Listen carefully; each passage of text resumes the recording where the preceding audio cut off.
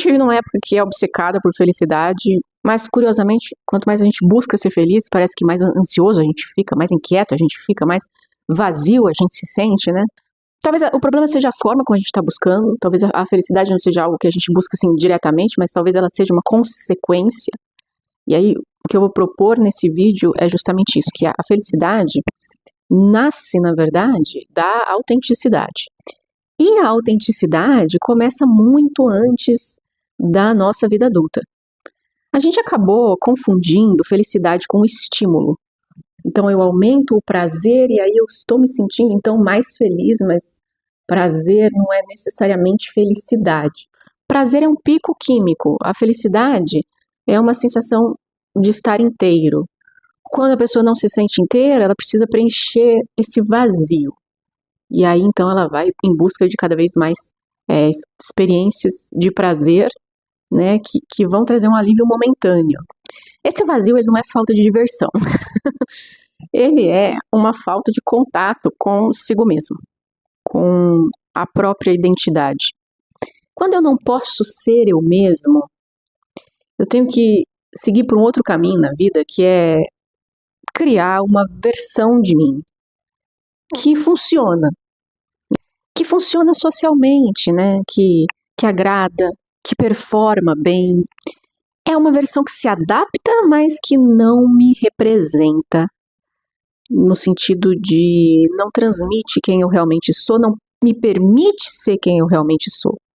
Então, essa distância interna entre quem eu sou e quem eu estou sendo, essa distância aqui, essa ruptura, é o que faz eu sentir esse vazio e ter que buscar esse êxtase, esse prazer momentâneo para ficar preenchendo esse vazio. Né? Esse vazio, então, é justamente a ausência da minha própria identidade. Então, quando a gente sente esse vazio, a gente busca estímulos que vão nos dar essa sensação de prazer, esse êxtase rápido, momentâneo, que pode estar aí em diversos tipos de estímulo, álcool, substâncias várias, sexo, pode ser também excesso de trabalho, me afundo no trabalho para me anestesiar, para me distrair desse vazio. E tudo isso traz um alívio momentâneo, mas não reconstrói a minha identidade.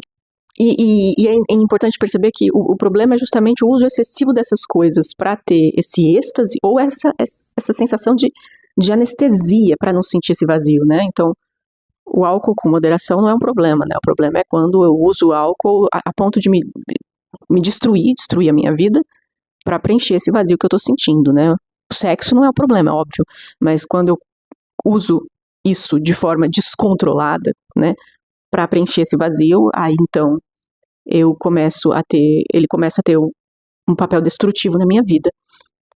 E aí a gente tem um problema, e assim é com diversas outras coisas. O trabalho, por exemplo, que pode ser uma fonte de realização, pode estar me destruindo, porque eu me afundo no trabalho, para também me anestesiar, me distrair desse vazio. E aí a gente tem um ciclo, né? Vazio, estímulo qualquer que seja para preencher o vazio, mas aí você tem um vazio maior ainda depois que o estímulo acaba.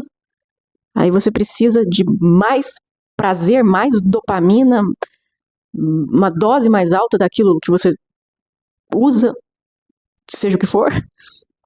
E aí você cai no vazio maior ainda, e assim a gente vai nesse ciclo. Para me anestesiar desse vazio da falta de mim mesmo.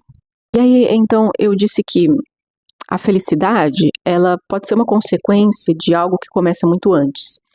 Então, a gente vai pensar aqui no início da vida. E eu volto no início da vida em muitos vídeos aqui.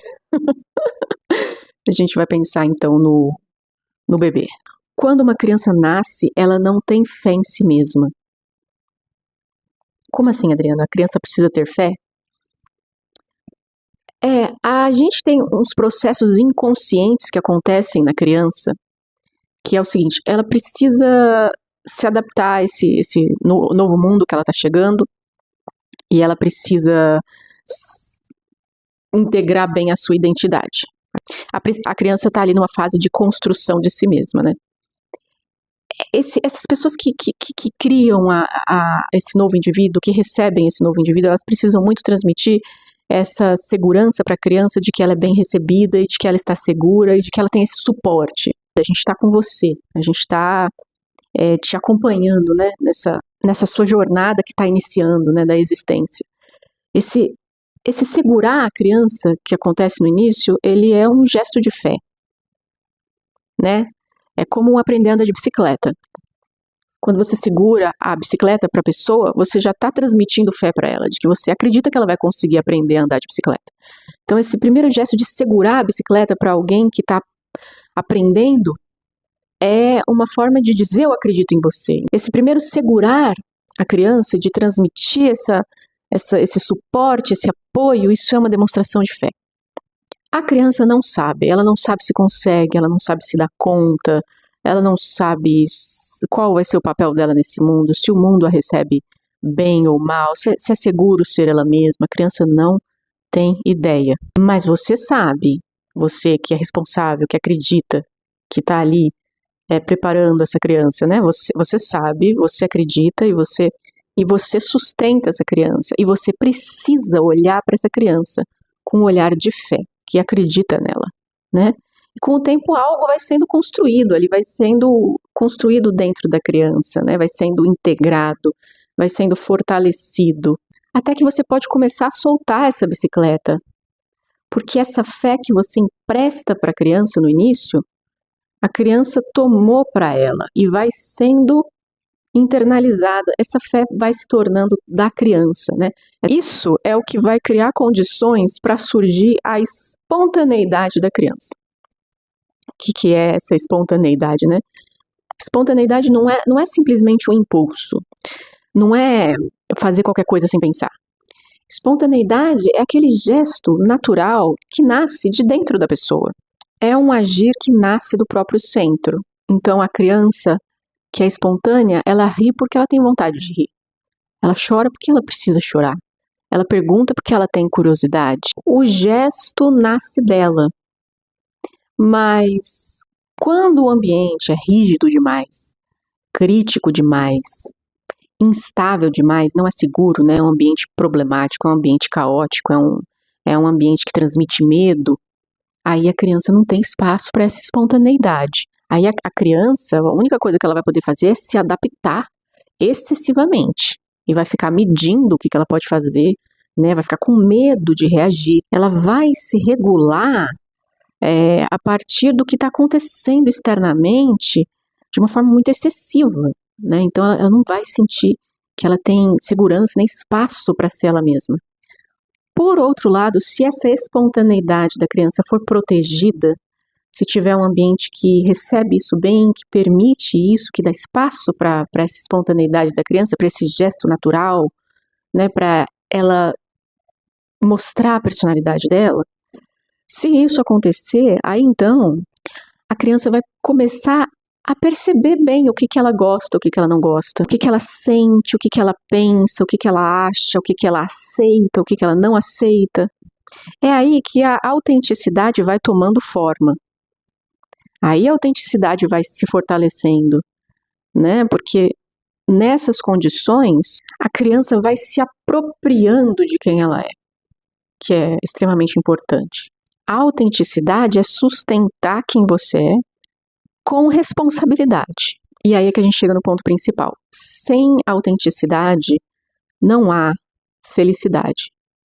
Porque a pessoa que não consegue exercer a própria identidade, que não fortalece a própria identidade, ela não se sente inteira. Então, o que essa pessoa vai ter? Ela vai ter, sim, esse prazer que ela vai buscar, até para preencher o vazio da falta da identidade, do ser autêntico. Então ela vai ter, sim, essas experiências de prazer para se anestesiar ou para se distrair, mas felicidade vem desse sentimento de ser inteiro, de estar sendo quem você realmente é.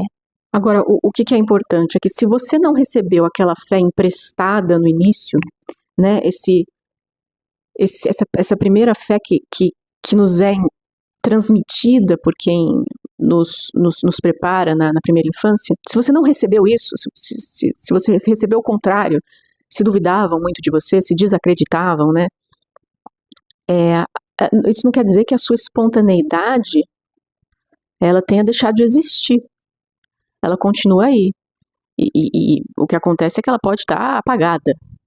Essa espontaneidade pode estar soterrada.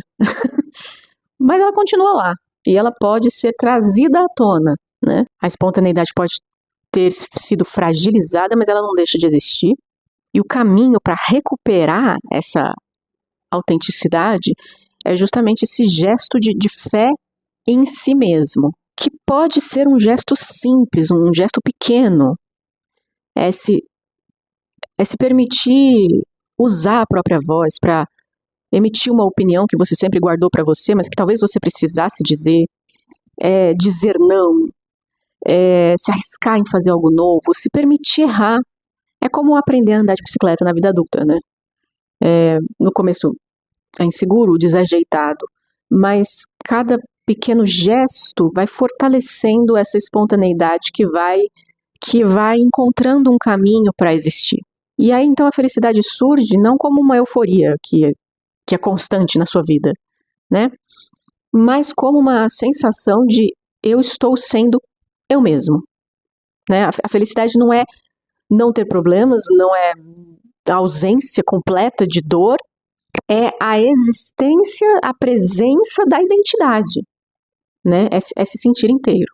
Então, a felicidade não é buscar loucamente por mais e mais prazer e êxtase, mas a felicidade mesmo, essa que preenche esse vazio interno, a gente encontra ela quando a gente tem coragem de ser a gente mesmo. E isso pode começar com pequenos gestos de fé em si mesmo no dia a dia, né?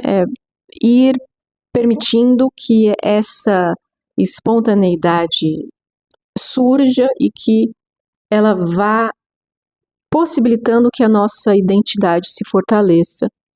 E então, quando a gente encontra esse modo de vida autêntico, esse vazio ele finalmente vai sendo preenchido.